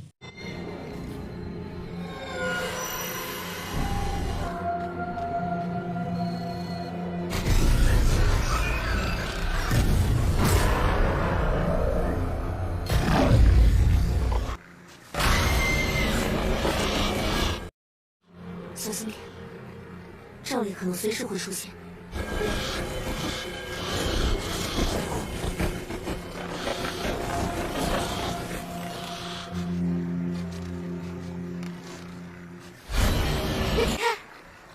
我好像到了。 Mereka berdua sudah cukup jauh mengitari Rawa Bulan. Lusin sempat memperingatkan Chen agar tetap berhati-hati. Sebab monster yang bernama monster miasma berada di sini, coy. Ya pantas saja namanya pil miasma, ya kan. Ternyata untuk penangkal monster yang bernama miasma. Mereka tetap melanjutkan langkahnya untuk mencari Zhang-Lei. By the way, Zhang-Lei sebuah intisari yang dimiliki oleh monster miasma. Di sini tanpa sepengetahuan mereka ada seekor buaya, ya buaya buntung, sedang mengintai keberadaan mereka berdua.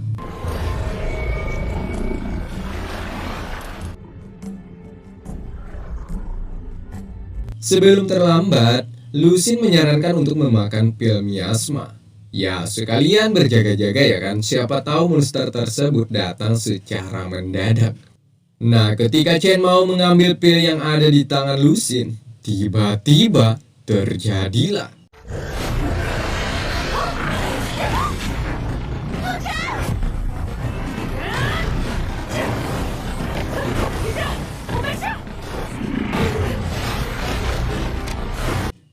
Di mana buaya buntung ini menerkam mereka berdua.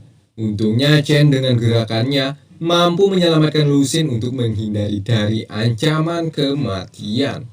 Meskipun begitu, nyawa mereka tetap berada dalam ancaman. Nah, ketika buaya ini ingin menyerang yang kedua kalinya, tiba-tiba terlihat mata biru yang memancar dari kegelapan. Hal itu membuat buaya langsung ciut lalu kembali ke dalam air.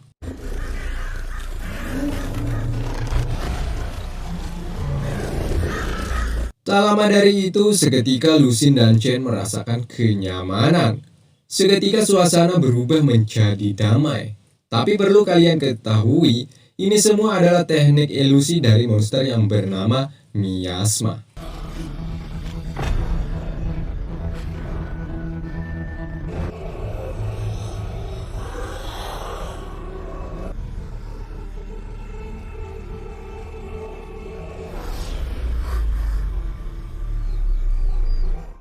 Nah, tiba-tiba hadirlah seekor binatang kecil imut nan lucu. Binatang ini mampu menipu daya Lusin, di mana Lusin langsung jatuh hati saat menatap matanya yang sendu. Saat itulah Lusin dinyatakan sudah terkena ilusi dari sang monster miasma.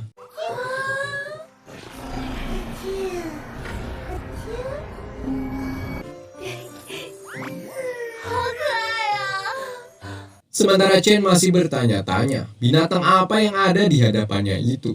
Sebelumnya, Guru Chengyu belum memberitahukan akan binatang ini, coy.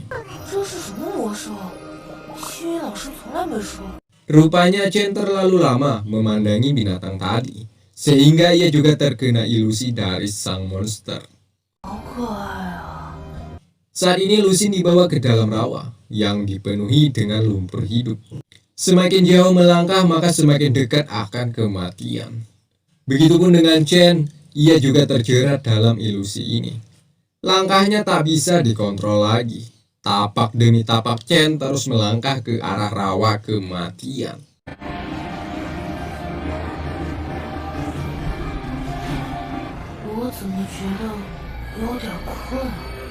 Untungnya ada cincin pemberian Chae yang menyelamatkan dirinya. Cincin tersebut langsung memancarkan cahaya sehingga membuat Chen tersadar akan hal ini. Chen melihat ada gas miasma di depannya, sehingga ia langsung memakan satu pil miasma agar dapat mengontrol situasi ini. Chen kemudian melihat Lusin dalam bahaya besar, di mana binatang tadi hanyalah sebuah kayu, coy. Alhasil Chen harus mencari cara untuk menyadarkan Lusin agar tidak terlalu jauh melangkah. Jika dibiarkan, maka Lusin akan tenggelam bersama kayu dan kenangan di rawa kematian.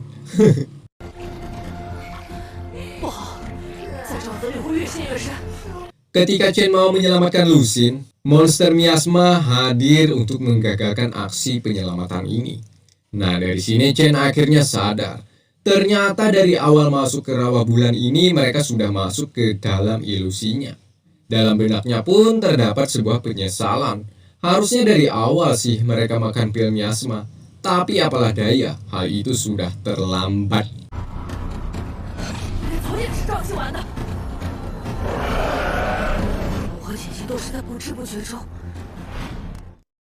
Tidak ada cara lain selain lawan. Namun di lain sisi Chen mendapatkan dua masalah, yakni harus menyelamatkan Lusin, juga harus mengalahkan monster ini secara bersamaan, sehingga Chen sedikit mengalami hambatan.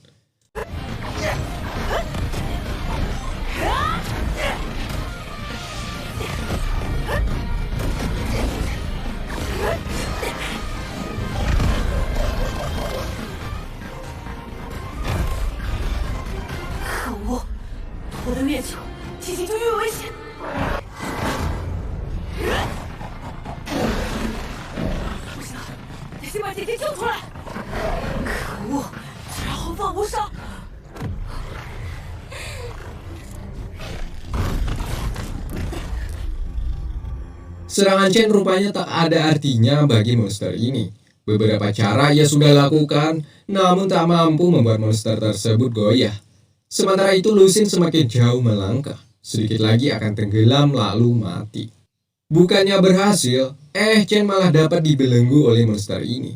Sehingga untuk yang kedua kalinya, Chen masuk ke dalam halusinasi sang monster. Konon katanya, barang siapa yang terkena ilusi ini maka akan sulit dilepaskan.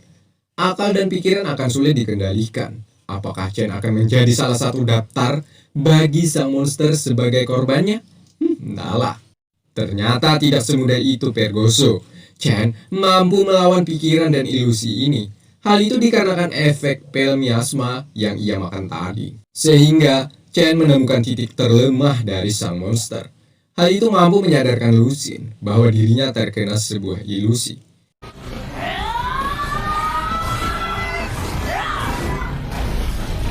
Nah, di saat itulah Chen langsung melemparkan satu pil agar Lusin sembuh total. Kini saatnya Chen beraksi. Satu masalah sudah hilang. Ia pun tak perlu lagi mengkhawatirkan keadaan Lusin, sehingga bisa fokus melawan sang monster ini.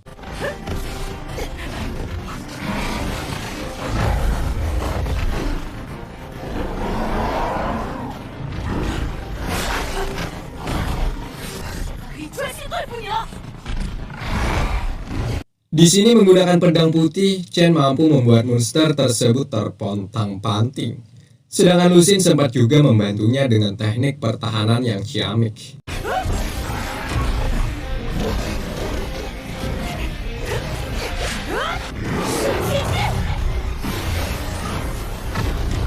Ya, cukup lama pertarungan di sini, coy. Namun pada akhirnya, menggunakan teknik pedangnya, Chen mampu mengalahkan sang monster miasma.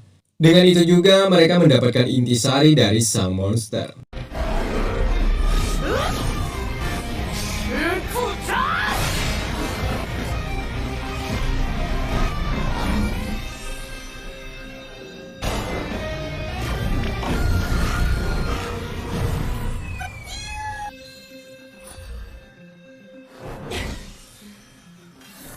Sampai sini kita juga akan mengetahui bahwa buaya tadi adalah pengikut sang monster Miasma. 这下你的任务就都做完了。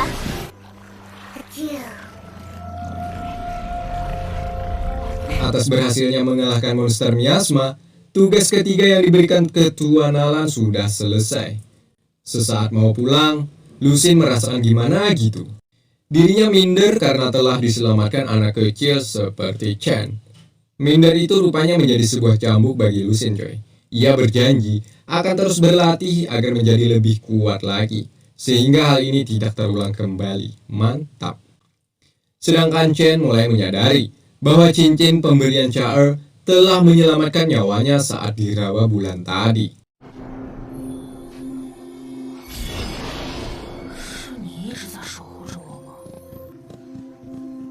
Singkat cerita, Chen pun telah berhasil melakukan 3 tugas. Saatnya ia kembali ke rumah untuk menemui ibu dan gurunya Cheng Yu. Di sini Lucin sedih karena kepergian Chen meninggalkan istana ini. Namun Nalan mengatakan kepergian Chen hanya sesaat. Chen akan kembali lagi ke sini, yakni untuk mengikuti ujian Liga Pemburu Iblis. Saat di perjalanan, Chen masih sempat-sempatnya mengambil obat tumbuhan untuk diberikan kepada ibunya.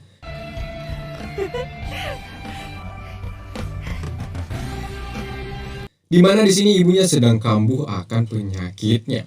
Cheng Yu mencoba untuk menyembuhkan, namun Chen salah anggapan. Chen menganggap Cheng Yu telah menyakiti ibunya, sehingga pedang yang ada di sarungnya pun keluar untuk menantang Cheng Yu bertarung.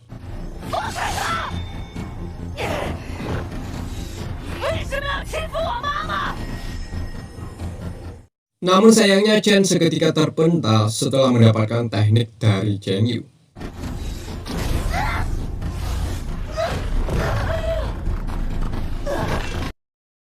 Sebelum melanjutkan, kita akan dibawa ke masa lalu, di mana saat Cheng Yu dan Yu masih muda. Rupanya penyakit yang diderita oleh Yu bawaan sejak kecil. Tidak ada cara lain untuk menyembuhkan penyakit tersebut. Di sini mereka juga melihat bintang jatuh. Yu memanjatkan sebuah doa, namun Cheng Yu seperti tak percaya akan mitos tersebut, coy. Lantas saja di sini Yu menjelaskan bahwa konon katanya jika ada bintang atau meteor jatuh, maka doa kita akan dikabulkan. Nah, di sela-sela itu bintang kedua jatuh, sehingga Yu meminta agar Cheng Yu mengatakan satu doa. 但勇敢地接受现在的自己，享受生活的每一刻美好。从小就被疾病缠身，这么多年都无法治愈。你看，还有一颗，你赶紧许愿。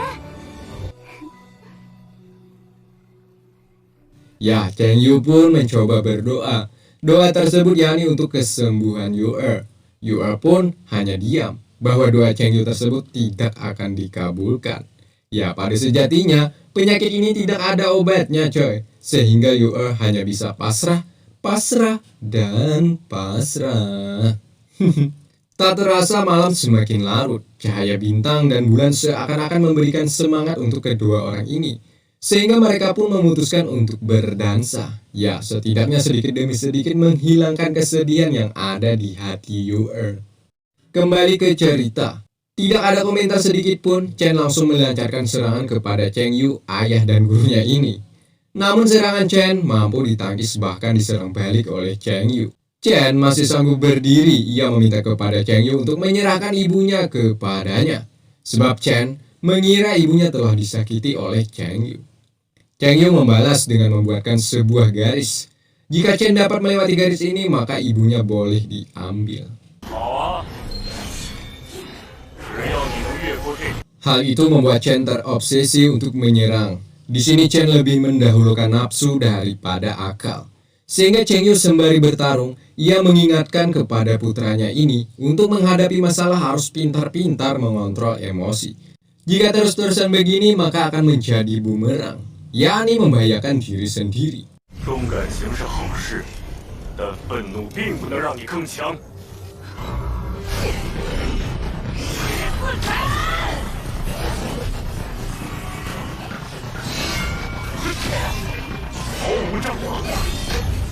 Di sini bahkan Chen rela mati demi menyelamatkan ibunya, coy. Mantap.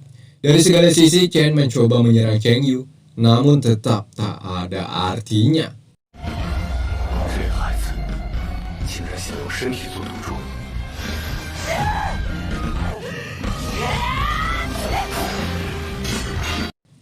Hingga hal mengejutkan terjadi. Chen seketika mengeluarkan teknik tak terduga. Ya, hari ini kita akan melihat sesosok putra cahaya telah hadir ke dunia, di mana wajah dan aura Chen berubah. Begitupun dengan suasana seketika menjadi gelap.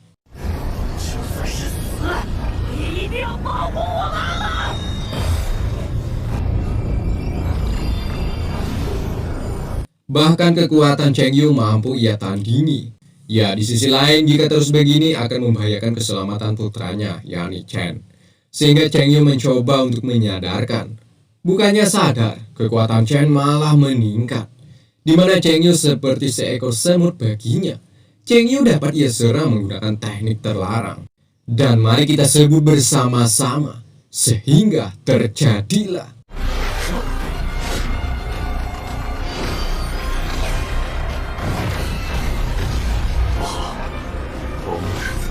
居然被冲破了！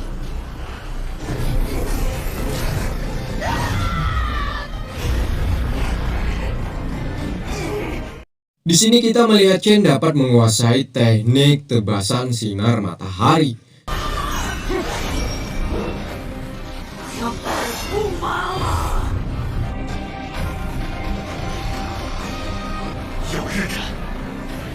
Untungnya di sela-sela puncak amarah itu, Chen melihat ikat rambut pemberian ibunya, sehingga membuat kesadaran Chen mulai kembali.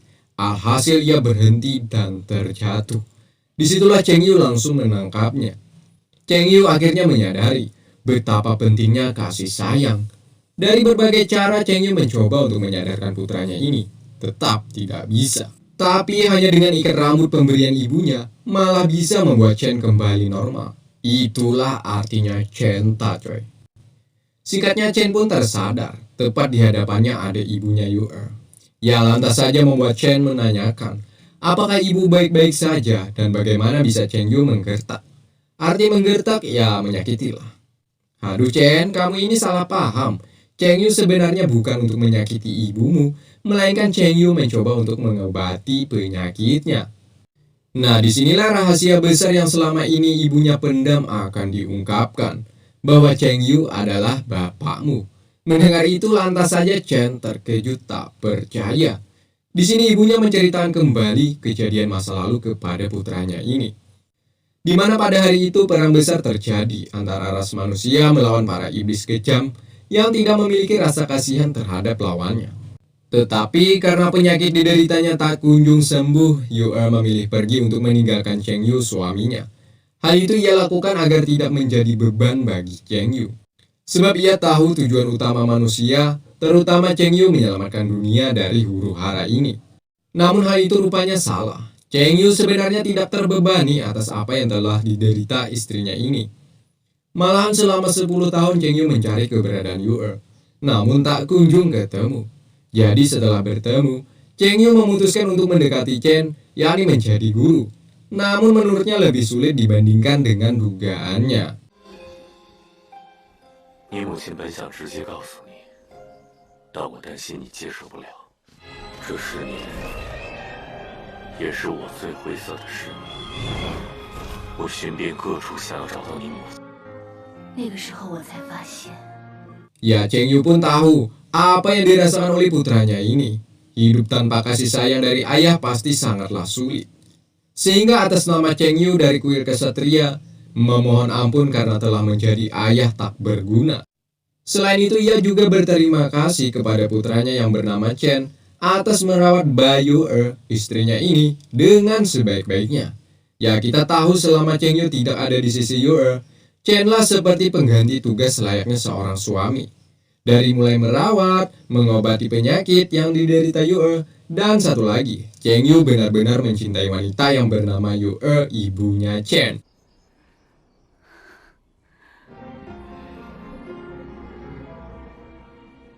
Tentunya Chen langsung merasa sedih saat di sini, coy. Awal mereka bertemu sempat terbesit sih di benak Chen. Seandainya Cheng Yu adalah ayahnya, mungkin akan lebih bagus. Sebab Chen sangat mengagumi kehebatan Cheng Yu. Dan hari ini benar, ternyata Cheng Yu memanglah ayahnya. Saat ini kesedihan campur bahagia pun tak bisa ditahan-tahan lagi. Kini keluarga yang telah lama terpisah akhirnya bisa bersama kembali. 从我第一次见到你，我就喜欢你。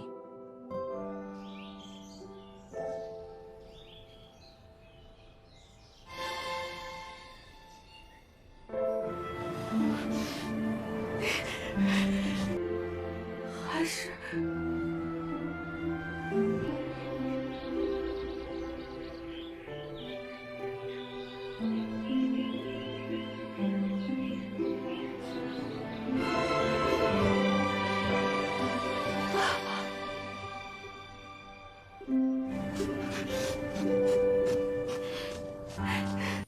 Sementara di lain sisi ada kawanan iblis sedang membabi buta menghabisi umat manusia.